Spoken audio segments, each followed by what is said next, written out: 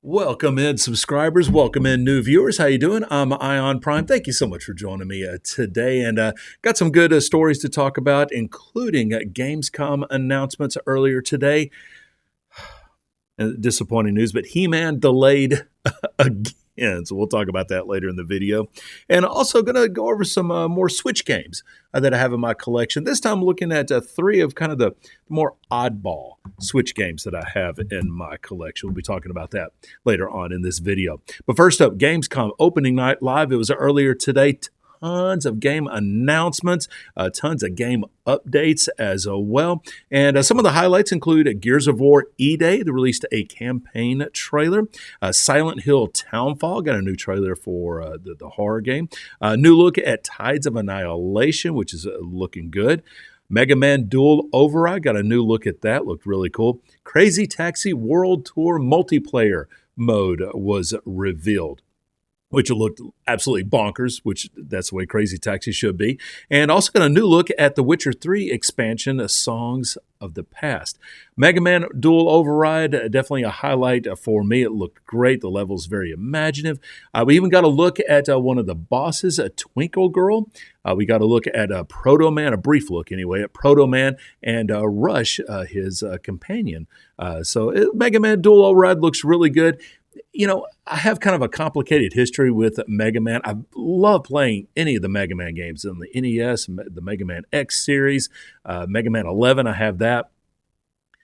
But for some reason, I can't get past a single level. I can't get past a single boss in any of the Mega Man games. But again, I enjoy my time with them, and I'll try out Mega Man Dual Override, and probably have the same bit of frustration with that game. But hey, I'm still going to enjoy my time with Mega Man, even if I can't get past any boss at all. And by the way, another interesting announcement is that there's going to be a Mega Man skin for Pragmata. Released as well. But overall, very decent show from Jeff Keighley today. Yeah, go by and just, do search of Gamescom announcements and go through them. And you can see you might be able to find one or two other kind of off the wall games that, might interest you. So check it out. It's a good show. And my favorite announcement of Gamescom, you guessed it, that new trailer for Final Fantasy VII Revelation. Now, this one gave us a really good look at Ruby, Emerald, and Ultima weapons. And it looks like, as they're going through this, it looks like instead of these being optional enemies to battle, just like in the original Final Fantasy VII, you're going to have to face off against all of these weapons to progress the story, which I think is just absolutely awesome. Obviously, I've been sold on this game since it was revealed at Summer Game Fest, and I'm more sold now with this. And I'm just ready for that release date. I'm ready for pre-orders to go live. It's still saying spring of 2027, but it is coming to all platforms: PlayStation 5, Xbox Series, Nintendo Switch 2, PC, all at the same time, which is fantastic. And yeah, I cannot wait. Man, Final Fantasy VII Revelation. Finally get to wrap up the remake. Is Final Fantasy VII Remake a trilogy? I'm so ready. I'm just so ready. Next up, Clear River Games. They made an official announcement of the release of Terranigma, which is coming up in early 2027. Now, until any of this news came out, I had never heard of this game ever. It was supposed to have been released in North America back in the 90s on the Super Nintendo, but Square's U.S. office got shut down. At least that's the story that I understand what happened. And so there never was an English translation of the game that was to be made. It was supposed to, but it never was made. Well, now we are getting a full, this is not like a remaster. This is not a remake. This is basically a port that has now been translated, and we can play it here in the States now finally. And I don't know, it looks pretty cool. It looks like, the 90s RPGs that I very much loved. The battles look really cool. The world looks really neat. You get to, I believe, fly in a plane, also fly using a bird. Yeah, it looks really, really cool. It's early 2027 is the release date. A physical version is expected as well. So definitely some good stuff there. For some odd reason, I could watch the video of the announcement this morning, but when I looked it up again this afternoon, the video had gone private. So I'm not sure what exactly that means. But Terra Enigma, early 2027 is when it's coming out, and I'm going to have to check that out whenever it does come out because definitely a big fan of those 90s 16-bit RPG games. And finally, He-Man and the Masters of the Universe at Dragon Pearl of Destruction. It has been delayed once again. It was announced after, well, getting a look at gameplay from the very first level. And yeah, it looked really good. I mean, didn't seem to be any hitches in the graphics, didn't seem to be hitches in the frame rate. The first level looked really good. The battles looked really awesome, getting the different enemies and stuff that you went up against. And Trapjaw apparently is the boss of the very first level. We got to see that.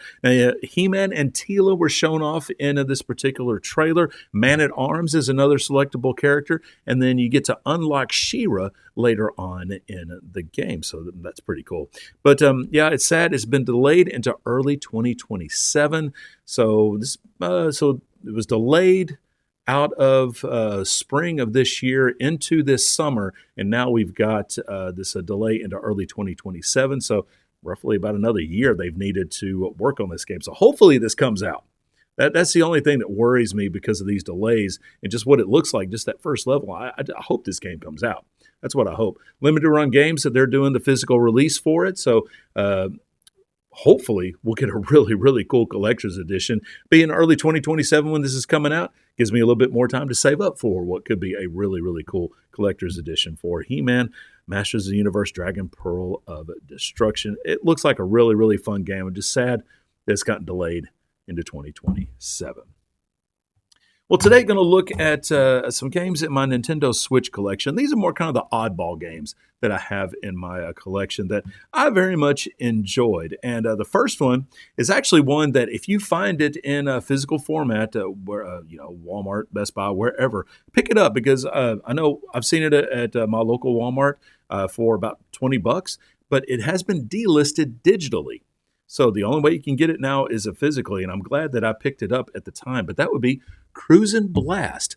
And I played this in the actual arcade setting in the whole rig that they have set up there. It's a lot of fun. It is super fun on the Nintendo Switch, and I love this game a lot. Played a lot of it whenever I first got it.